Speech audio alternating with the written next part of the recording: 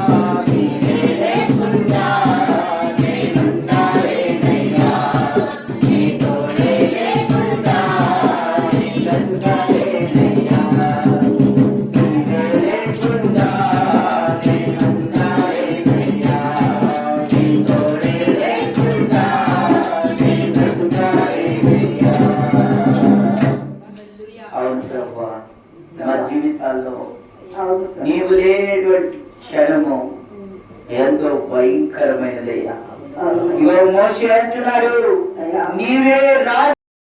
కొరింథీ సంఘాన్ని ఉద్దేశించి చాలా విశాలమైన అవకాశం ఇచ్చాడు వాళ్ళకి. మొదటి కొరింథీ పత్రికలోనే సంఘంలో ఉన్నటువంటి వాళ్ళందరినీ పరిశుద్ధాత్మ పరిచర్యలో ఇంక్లూడ్ చేసేసాడు. సింపుల్ ఒకటే మాట ఏంటంటే, కొందరిని ఆరాధన సమయంలో ప్రభు నా మనసులో ఒక మాట పెట్టాడు. మరి అది ఎక్కడ మాట్లాడడానికో ఎక్కడ మాట్లాడడానికి అనేది నాకు తెలియదు. సమయం ఇవ్వబడింది కనుక అదే విషయాన్ని నేను జ్ఞాపకం చేస్తాను. నేనేం పెద్ద ప్రసంగికుడు కాదు. మాటలలో నిలబడిన వారిని అభిషేకించి మనందరి ఆత్మీయ మేలు కొరకు మాత్రమే మాట్లాడాలి. ఆమె అందరూ గట్టిగా చెబుతాం. ఆమె దేవునికి మహిమ కలుగుగాక. చూద్దాం, నిర్గమకాండంలోకి వెళ్దాం. పరిశుద్ధాత్మ దేవుడి నా అంతరంగంలో పెట్టిన విషయం ఏంటిదంటే ఆవరణము గురించి మాట్లాడమన్నాడు. దేని గురించి? ఆవరణం, గ్రౌండ్. ఆవరణములో 2 స్థలాలు ఉన్నాయి. ఒకటి గంగాళము, నీటితో నింపబడిన గంగాళము. రెండవది బలిపీఠము. పాపము చేయువాడు తన ప్రాయశ్చిత్తార్థమై ఒక పశువుని తీసుకొని వచ్చినప్పుడు యాజకుడు ఆ పాపి సమక్షంలో ఆ పశువును వధించి ఆ దహన బలి మీద పెట్టి ఆ రక్తమును పాత్రకు పట్టి తర్వాత దాన్ని దహిస్తారు. ఆ సమయంలో ఎవరైతే ఆ దహన బలిని తీసుకొని వచ్చాడో పాపి, అతను ఏం చేయాలంటే ఆ వధించబడినప్పుడు దాని మీద తన చేతులు పెట్టి తన పాపములు ఒప్పుకోవాలి. 32వ కీర్తనలో రాయబడింది. అది మన సబ్జెక్ట్లో కాదు, నేను మామూలు చెప్పాను. తమ అతిక్రమములను దాచుకుని వాడు వర్ధిల్లడు. It's not blessed. అతడు ఆశీర్వదించబడిన వాడు కాదు. ఒకవేళ ఆశీర్వదించబడిన వాడు ఎవరైనా ఉన్నారు అంటే ఆదికాండంలో అబ్రహాం అంటాడు, ఆశీర్వదించబడిన వాడా లోపలికి రమ్ము. ఆవరణంలో వచ్చిన వాడు దాచుకోకుండా ఒప్పుకొని విడిచిపెట్టేస్తే అతడు పరిశుద్ధ స్థలము లోపలికి ఆశీర్వదించబడిన వాడిగా ఆహ్వానించబడతాడు. దేవునికి స్తోత్రం కలుగుతాడు. సో కాబట్టి ఆవరణంలో ఉన్నటువంటి 2 స్థలాల గురించి నేను మీకు జస్ట్ జ్ఞాపకం చేస్తాను. నేను చదివించను. ప్రతి దానికి మరి కనెక్టెడ్గా అనేక వాక్యాలు ఉంటాయి, కానీ నేను అంత సమయం తీసుకోను. కానీ మ్యాక్సిమం అసలు వాక్యాలు చదివించను కూడా. జస్ట్ మీకు రిఫరెన్స్లు జ్ఞాపకం చేసి నేను ఈ సమయాన్ని తల్లి గారికి అప్పగించడానికి నేను ప్రయత్నిస్తాను. చూసినట్లయితే నిర్గమకాండం 27వ అధ్యాయంలో బలిపీఠం గురించి రాయబడుతుంది. బలిపీఠం దాని గురించి నేను చెప్పే ముందు మీరు ఎవరు కూడా బైబిల్ చెప్పనవసరం లేదు. ప్లీజ్ నాకెళ్ళి చూడండి. అంతే. నాకు ఇవ్వబడిన సమయాన్ని దేవుని వాక్యం చెప్తుంది. దీని కనుక ఉన్న సమయాన్ని కాస్త విలువగా మన కొన్ని మాటలు మన మనసులోకి వెళ్ళినట్లుగా మీరు మనసు పెట్టాలని మనం చేస్తున్నాం. నిర్గమకాండం 27వ అధ్యాయంలో బలిపీఠము గురించి రాయబడింది. బలిపీఠము ఎలా చేయబడింది, అది ఇత్తడితో చేయబడడం, అవన్నీ కూడా దానికి చేయబడినటువంటి విధానాలు ఆ అధ్యాయంలో ఉంటాయి. అదంతా కూడా నేను వివరించదలుచుకోవట్లేదు. అసలు బలిపీఠము, ఆవరణము, ఈ గంగాళము, దీని గురించి మీకు కొంత పరిచయ వాక్కులు. అసలు ఈ ఆవరణ ఎక్కడ ఉంటుంది అది మనకి తెలుసు. దేవునికి స్తోత్రం కలుగులాగా.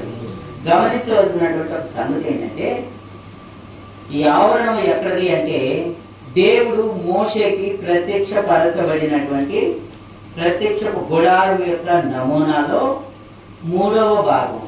మొదటిది అతి పరిశుద్ధ స్థలము, రెండవది పరిశుద్ధ స్థలము, మూడవది ఆవరణము. అతి పరిశుద్ధ స్థలంలో మందస్సం ఉంటుంది. ఆ మందస్సము మీద కరుణాపీఠము ఉంచబడుతుంది.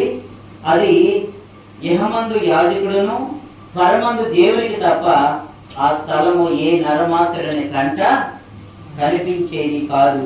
ఎవరు చూడకూడనిది, ఎవరు అడుగు పెట్టలేనిది అతి పరిశుద్ధ స్థలం. మీకు అర్థమవుతుందా? పరిశుద్ధ స్థలము, అతి పరిశుద్ధ స్థలం అంటే అది అనే విషయానికి వచ్చేసరికి అది సామాన్య మానవుడు ఎవరో కూడా సమీపించలేనిది. మనం బయట చాలా చోట్లకు వెళ్ళినప్పుడు ఉంటుంది ఇతరులు లోనికి రాకూడదు అన్నాం. మరి ఎవరు రావాలి? ఇతరులు లోనికి రాకూడదు అంటే ఆ ఇతరులు ఎవరు అంటే ఆ ఆఫీస్కి లేకపోతే ఆ స్థలానికి వెళ్ళడానికి ఎవరైతే యోగ్యులో వాళ్ళు మాత్రమే. మరి ఇప్పుడు ఆవరణములో బలిపీఠము మీద అర్పించబడిన ఆ కోడె రక్తమును పట్టుకొని యాజకుడు పరిశుద్ధ స్థలం దాటి అతి పరిశుద్ధ స్థలంలోకి వెళ్ళి ఆ పాత్రలను ప్రభు సన్నిధి వైపు ఎత్తి ఆ మందస్సము ఎదుట ప్రార్థన చేయాలి. ప్రార్థన చేస్తున్నప్పుడు దేవుడు అక్కడ నుండి ఇదిగో ఈ మైకులో నుండి వచ్చిన వైర్ లాగా మాట్లాడడం. ఎలా మాట్లాడతాడు? ఆయన సరాసరి కరుణాపీఠములోనికి వచ్చి కెరూబుల మధ్యను ఆయన ఆసీనుడయి మాట్లాడటం మొదలు పెడతాడు. దేవునికి స్తోత్రం కలుగుతాడు. ఈ బాబుని ఈ బాబుని మీరు పరుచులు వయ్యారు హై స్కూల్కి వెళ్ళి అడగండి. ఈ ఎలీషా పాలు ఎవరు తెలియదు. ఈ బాబుని ఎలీషా పాలుగా అభిషేకిస్తున్నానని మాట్లాడతాడు దేవుడు అక్కడ. హల్లెలూయా చెప్పండి, హల్లెలూయా. కాబట్టి మనం గమనించవలసినటువంటి ఒక సంగతి ఏంటంటే, ఎక్కడ ఆవరణంలో ఉన్న బలిపీఠము, ఎక్కడ అతి పరిశుద్ధ స్థలంలో దేవుడు మాట్లాడడం మనం గమనిస్తే, అతి పరిశుద్ధ స్థలంలో దేవుని మాటకు ఆవరణంలో ఉన్నటువంటి పాపి ప్రాయశ్చిత్తానికి మధ్యవర్తి ఎవరు? యాజకుడు, లేవి వంశస్థుడు అనేటువంటి యాజకుడు. ఆ యాజకుని యొక్క మాటే ఈ రోజు ప్రకటించబడుతున్న సువార్త. దేవునికి స్తోత్రం కలుగును. హల్లెలూయా. నేను ఆ అమ్మకు ఫోన్ చేసినప్పుడు ఒక చక్కని మాట చెప్పారు. అయ్యా, ఒకప్పుడు మన సువార్త చేసి చూడండి, ఒక కరపత్రిక ఇచ్చి యేసు ప్రభుని నమ్ముకోండి అంటే కిందటి మీదకు చూసే రోజుల్లో మనం ఉన్నాం. కానీ ఈరోజు దేవుడు ఎంత భాగ్యం ఇచ్చాడు తెలుసా? అవసరమైతే యేసు ప్రభు అంటే ఎవరో తెలియనాడు కూడా బైబిల్ ఇచ్చి ఆయన సన్నిధికి ఆహ్వానించే కృప దేవుడు నాకు ఇచ్చాడయ్యా అని చెప్పిందమ్మా. దేవునికి స్తోత్రం కలుగుతా. నిజమే కదా? కరపత్రిక ఖర్చు అంత అవ్వకపోవచ్చు. కరపత్రికలు ఉచితంగా ఇచ్చేవాడు చాలా మంది ఉండి ఉండొచ్చు. కానీ కరపత్రిక విలువ లేనిదని నేను అనట్లేదు, కరపత్రిక ఇవ్వద్దని నేను అనట్లేదు. దేవుని పనిలో ఒక ఆత్మను సంపాదించడానికి మనము సమయాన్ని, ధనాన్ని వెచ్చించగలగాలి. ఆ సామర్థ్యం మనకు ఉందంటారా? ఉండదు. లేదు అని చెప్పవచ్చు. మీరు ఆలోచించిన అవసరం లేదు, ఎక్కువ లేదు. కానీ నువ్వు ప్రభు పక్షంగా నిలబడగలిగితే నీ శక్తికి మించి ఆయన వాడుకుంటాడు. దేవునికి స్తోత్రం. ఏలియా అని 3 సంవత్సరాలు వర్షం రాదని చెప్పమన్నవాడు దేవుడే. మళ్ళీ ఏం చేశాడు? పరలోకం నుండి దూతను పంపి ఒక రొట్టెనిచ్చి ఇప్పుడు అంటున్నాడు, దాదాపు 40 రోజులు నీ శక్తికి మించిన ప్రయాణం. ఆయన అప్పటికే ముసలోడు. ఆ ముసలోడిని 40 సంవత్సరాలు 40 రోజులు, 40 రాత్రులు, 40 పగళ్ళు శక్తికి మించిన ప్రయాణం నీకు ఉంది అంటే ఎలా ఆలోచిస్తారు చెప్పండి?